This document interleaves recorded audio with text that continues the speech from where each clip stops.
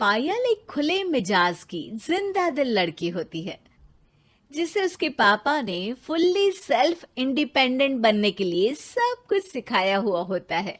एक शाम पायल अपनी बाइक पर सीटी बजाते हुए कॉलेज से घर वापस पहुंचती है, जिसे देखते ही उसकी मम्मी गुस्से में पूरा घर सिर पर उठा लेती है।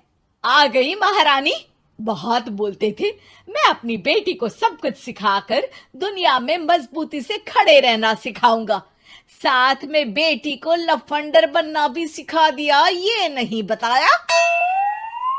क्या हुआ? आज ये कुकर इतनी सीटियां क्यों मार रहा है? सीटी? सारी फसाद की जड़ तेरी वो बाइक और सीटी है, उन्हीं से लड़के छेड़ती है ना तू। हाँ, ये तो गलत है, मुझे बताए बिना ही लड़का छेड़ दिया। हाय तौबा, ये कैसा पति और बेटी मिले हैं मुझे। अरे मम्मी यार, तुम ओवर एक्टिंग बंद करो, और मैंने कोई लड़का नहीं छेड़ा पापा। शिट यार।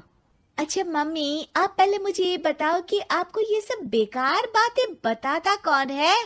अच्छा, तूने कोई लड़का नहीं छेड़ा? अरे वही शर्मा आंटी, वही बताती रहती है, पर उसकी खबर तो मैं खुद ले लूंगी। अच्छा मेरी प्यारी बेटी, थक गई होगी ना, जा जाकर आराम कर बेटा। अचानक मम्मी को गर्म से नरम होते देख के पायल और उसके पापा कंफ्यूजन में एक दूसरे को देखने लगते हैं। आंखों से कुछ इशारे होते हैं और पायल वहां से चुपचाप चली जाती है। जिसके बाद रात को घर में सबके सोने के बाद दोनों पापा बेटी छत पर मिलते हैं। क्या खबर लाए हो? अरे तुम्हारी मम्मी तो हमसे भी तेज निकली, कोई खबर नहीं मिली। क्या यार पापा, पता नहीं अब मेरी मदर इंडिया कौन सा बम फोड़ेंगी। इसी के साथ दोनों अपने कमरे में वापस जाकर सो जाते हैं। अगली सुबह पायल जैसे ही कॉलेज जाने के लिए तैयार होकर कमरे से बाहर निकलती है तो उसकी मम्मी उसे लड़के वालों के सामने ले जाकर खड़ा कर देती है। जी, ये है मेरी बेटी पायल, थोड़ी चंचल है लेकिन बहुत नेक दिल और होशियार है। देखते ही देखते कुछ घंटों में पायल और शुभम का रिश्ता पक्का हो जाता है, जिसके कुछ दिनों बाद पायल शादी कर अपने ससुराल पहुंच जाती है। सोचा था मम्मी कोई बम फोड़ेंगी, पर उन्होंने तो सीधा मुझे उम्र कैद की सजा ही दे दी। बहू, अब उम्र कैद समझो या बम, रहना तो यही है, निभाना यही है, इसलिए छिछोरी हरकतें बंद करनी होगी। है? ये आप क्या बात कर रही हो? मैंने क्या किया?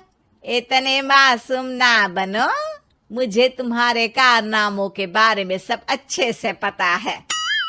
ऐसा बोलकर सास तो वहां से चली जाती है, लेकिन पायल सोच में पड़ी वहीं खड़ी रह जाती है। जिस पर शुभम उसके पास आता है।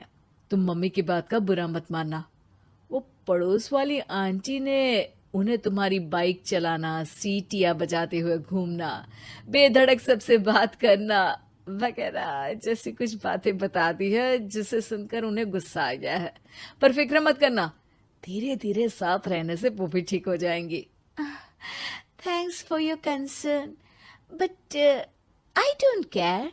पायल सीधा अपने कमरे में चली जाती है।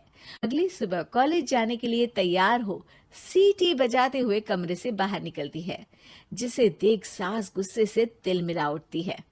महारानी, शादी के अगले ही दिन ये हीरोइन बनकर कहाँ चल पड़ी? और ये लफंगों की तरह सीटियां बजाना बंद करो। ये हमारा घर है, कोई सड़क नहीं जहां तुम आवारागर्दी करती घूमो। मम्मी जी, सीटी बजाने और कंफर्टेबल कपड़े पहनने से लोग कब से आवारा बनने लगे? इसी के साथ सास बहू का युद्ध शुरू होने ही वाला होता है कि शुभम वहां पहुंच जाता है। माँ, उसका कॉलेज है इसलिए ऐसे तैयार हुई है। और पायल, तुम भी माँ को समझने की थोड़ी कोशिश करो ना प्लीज। सिचुएशन संभालकर शुभम और पायल घर से निकल जाते हैं। इसी तरह दिन बीतने लगते हैं, जिससे सास बहू की लड़ाइयों के बीच शुभम पिसता रहता है, लेकिन साथ ही वो दोनों एक दूसरे की आदतों को अपना भी लेती हैं। पर पायल का सीटी बजाना सास को आज भी नागवारा ही होता है। आसमान गिर जाएगा, धरती फट जाएगी, पर इसकी सीटी ना जी ना, कभी बंद नहीं होगी।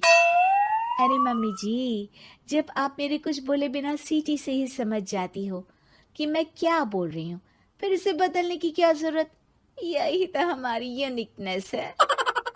पायल की बात से ज्यादा सहमत ना होते हुए भी सास हंस पड़ती है।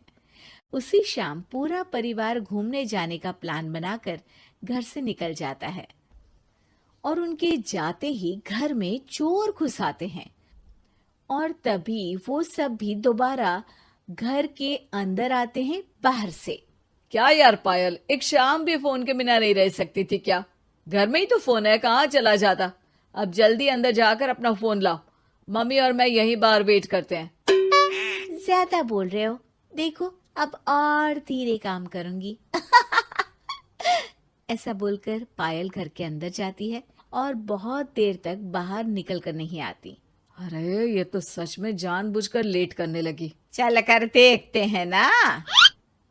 दोनों जैसे ही मेन डोर के नजदीक पहुंचते हैं, उन्हें पायल के सीटी बजाने की आवाज सुनाई देती है। हमें लेट करके खुद मजे से बैठी सीटियां बजा रही है। अरे गधे, ये मजा नहीं सजा है, जल्दी से पुलिस को फोन कर। माँ की बातों से कंफ्यूज्ड शुभम उसे देखता ही रहता है। सास खुद ही पुलिस को फोन कर देती है।